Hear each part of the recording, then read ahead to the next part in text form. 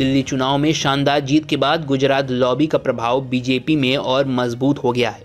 अब ये लॉबी सिर्फ राज्यों की राजनीति तक सीमित नहीं रहना चाहती, बल्कि पार्टी के शीर्ष नेतृत्व में भी अपना वर्चस्व स्थापित करना चाहती है।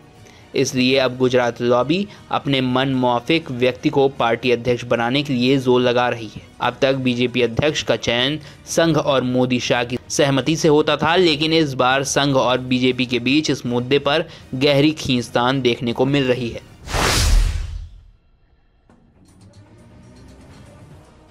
गुजरात लॉबी चाहती है कि पार्टी अध्यक्ष ऐसा हो जो पूरे तरीके से मोदी शाह के एजेंडे पर काम करे, जबकि आरएसएस अभी भी संतुलन बनाए रखना चाहती है।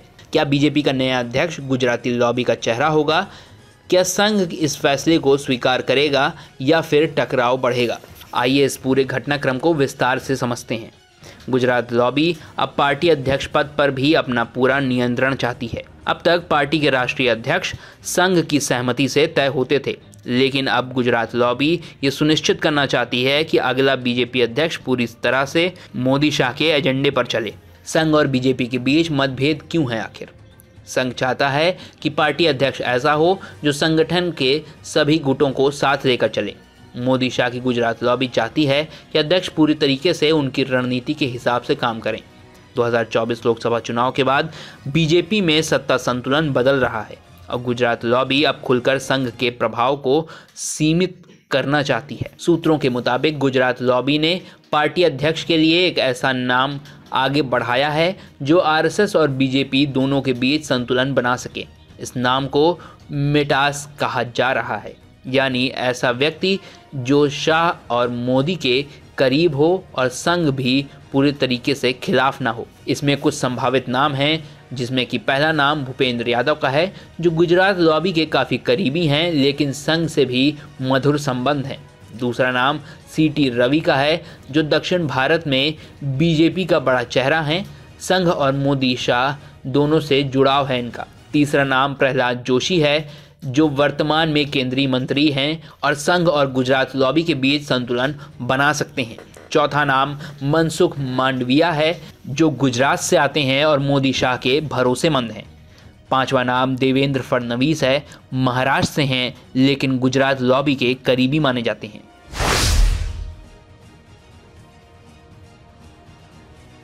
संघ और मोदी शाह के बीच ये लड़ाई नई नहीं है, लेकिन दिल्ली चुनाव में जीत के बाद गुजरात लॉबी अब तक आक्रामक हो गई है। संघ चाहता है कि पार्टी में संतुलन बना रहे, केवल एक गुट का वर्चस्व न हो। मोदी शाह की रणनीति से संघ के कई नेता असहज हैं, खासकर यूपी, बिहार और मध्य प्रदेश के संगठन में। अगर गुजरात लॉबी पूरे तरीके से हावी हो गई तो संघ का प्रभाव धीरे धीरे खत्म हो सकता है। मोदी का पूरा फोकस 2029 लोकसभा चुनाव और 2027 के राज्य चुनावों पर है।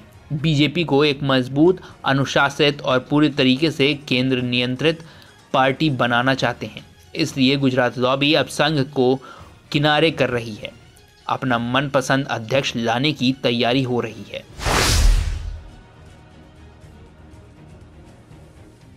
अगर गुजरात लॉबी अपने योजना में सफल होती है तो आने वाले महीनों में बीजेपी में बड़े बदलाव देखने को मिल सकते हैं। बीजेपी का नया अध्यक्ष पूरी तरीके से मोदी शाह के नियंत्रण में होगा। उत्तर प्रदेश, महाराष्ट्र और हरियाणा में नेतृत्व परिवर्तन हो सकता है। संघ का प्रभाव धीरे धीरे कमजोर हो सकता है, जिससे बीजेपी की नीतियों में बदलाव आ सकता है। 2027 के विधानसभा चुनाव और 2029 के लोकसभा चुनाव के लिए नई रणनीति बनेगी।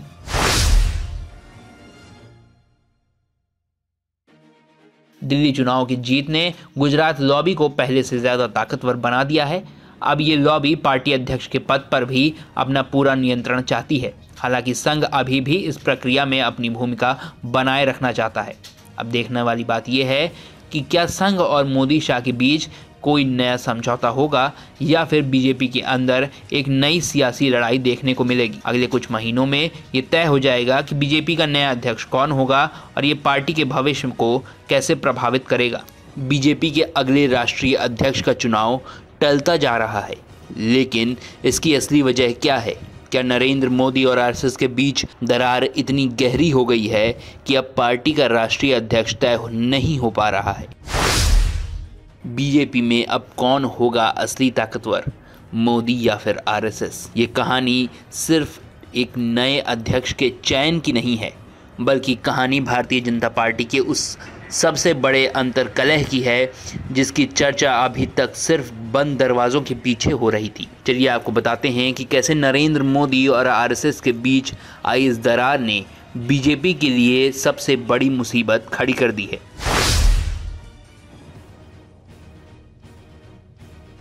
बीजेपी को राष्ट्रीय स्वयंसेवक संघ ने खड़ा किया था, लेकिन आज बीजेपी पर पूरी तरीके से नरेंद्र मोदी और अमित शाह का कब्जा है। मोदी शाह की जोड़ी ने धीरे धीरे पार्टी को आरएसएस के प्रभाव से बाहर निकाल दिया। पार्टी के फैसले अब नागपुर में आरएसएस मुख्यालय से नहीं होता, बल्कि दिल्ली में मोदी और शाह की जोड़ी देती है। आरएसएस के पुराने नेताओं को दरकिनार कर दिया गया। लाल कृष्ण आडवाणी, मुरली मनोहर जोशी, संजय जोशी जैसे नेताओं को एक साइड कर दिया गया। 2024 का लोकसभा चुनाव मोदी के नेतृत्व में लड़ा गया, लेकिन भारी नुकसान हुआ। बीजेपी की सीटें कम हो गईं। उत्तर प्रदेश में समाजवादी पार्टी ने करारा झटका दिया। महाराष्ट्र, कर्नाटका और राजस्थान में भी बीजेपी कमज़ोर हो गई। आरएसएस के नेताओं को लगने लगा कि मोदी अब अजेय नहीं रहे।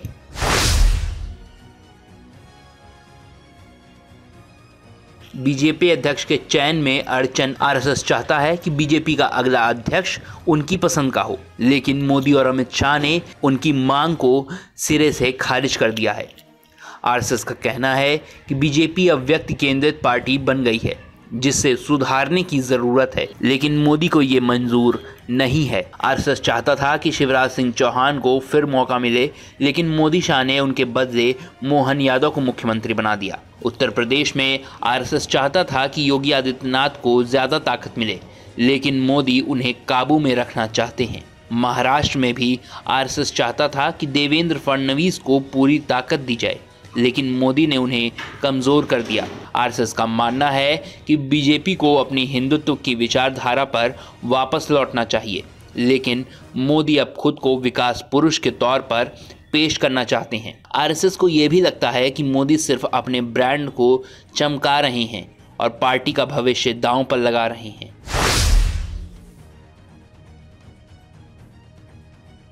बीजेपी अध्यक्ष पद के लिए कई नाम चर्चा में हैं, लेकिन आरएसएस और मोदी शाह की लड़ाई के कारण किसी को भी फाइनल नहीं किया जा रहा।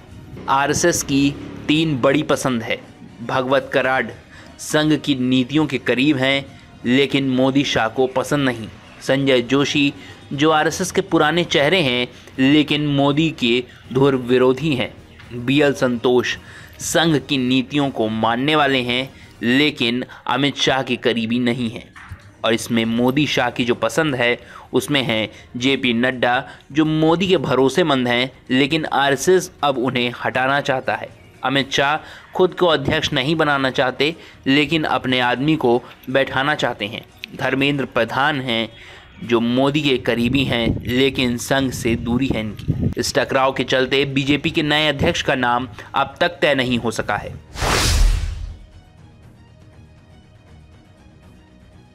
अगर ये विवाद ज़्यादा बढ़ा तो बीजेपी में 2 धड़े साफ दिख सकते हैं। मोदी शाह गुट जो पूरी पार्टी पर अपना नियंत्रण रखना चाहता है, और आरएसएस गुट जो पार्टी को अपने मूल सिद्धांतों की तरफ वापस लाना चाहता है। अगर यही हाल रहा तो 2029 के चुनाव में बीजेपी की स्थिति और खराब हो सकती है।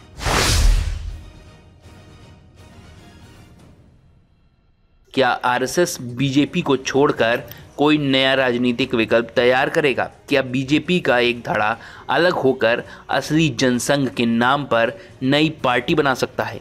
क्या आरएसएस चुपचाप मोदी को कमज़ोर करने की रणनीति अपनाएगा? इन सभी सवालों के जवाब आने वाले महीनों में सामने आ सकते हैं। क्या मोदी बिना आरएसएस के आगे बढ़ सकते हैं?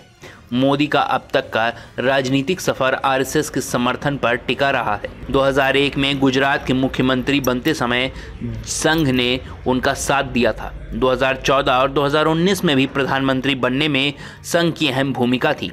संघ का ग्राउंड नेटवर्क आज भी बीजेपी के लिए सबसे ज़रूरी हथियार है। लेकिन अब जब संघ खुद मोदी से नाराज़ है तो सवाल उठता है कि क्या मोदी संघ के बिना भी 2029 का चुनाव जीत सकते हैं? अगर बीजेपी अध्यक्ष के नाम पर मोदी और संघ के बीच सहमति नहीं बनती है तो आने वाले चुनावों में बीजेपी को और ज़्यादा मुश्किलों का सामना करना पड़ सकता है।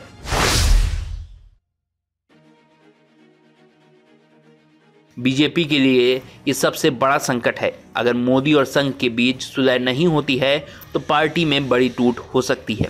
अगर आरएसएस नाराज रहा तो बीजेपी के लिए 2029 का चुनाव जीतना मुश्किल हो सकता है। अगर बीजेपी का नया अध्यक्ष मोदी की मर्जी से बना तो संघ और दूर हो जाएगा।